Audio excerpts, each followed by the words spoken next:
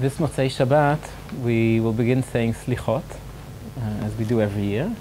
So I thought to say a few words about Slichot. There's a Mizmor Teilim, which some people say at the end of Slichot, which contains in it a lot of the ideas that have to do with Slichot. I mean, Shir HaMa'alot, Mima'amakim Karaticha Hashem. One of the psukim there, which is a sort of paradoxical pasuk, mentions explicitly the idea of slicha.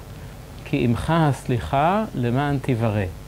Since forgiveness is with you, imcha slicha, you God, you are the one who forgives. Leman tivare, in order that we will, people will fear from you. That's sort of enigmatic, because we would presumably say the opposite, that he who forgives is less feared than he who takes revenge or punishes.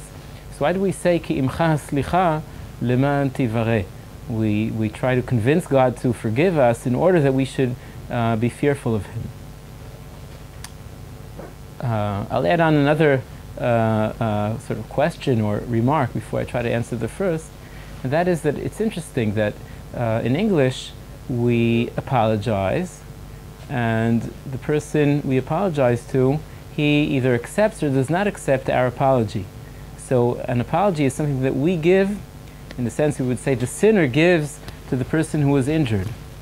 Whereas in Hebrew we say levakesh slicha, levakesh slicha. In other words, we request, we ask for forgiveness.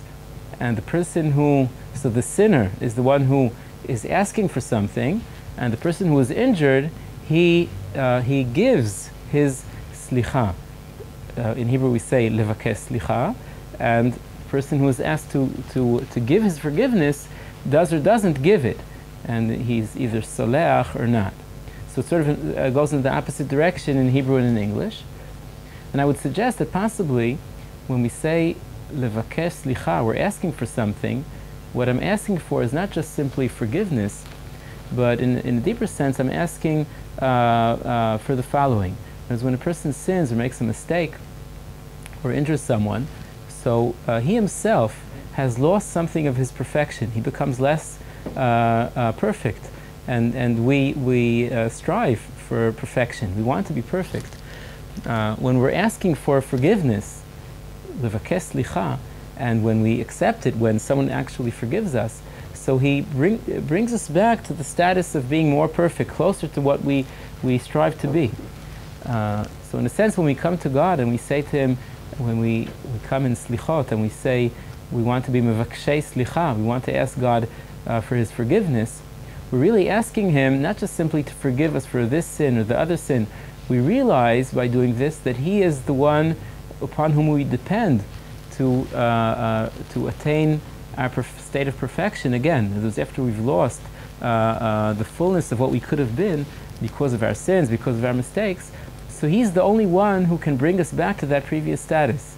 So levakesh slicha is in fact is to realize that God is the one upon whom we depend for being what we want to be. So when we say to God, ki imcha slicha leman tivare, imcha slicha means realizing that He's the one upon whom we depend to be who we want to be. And therefore, leman tivare, therefore, He is the one to be feared. So this is possibly a new way to come to the issue of slichot, to come to the first night of slichot, to come not just simply to to apologize for a mistake that we've made, but in a deeper sense, to think about who we really want to be. What would we be if we were perfect? And to realize that God is the one who can bring us back to that status that we've lost because of our mistakes. Shabbat Shalom.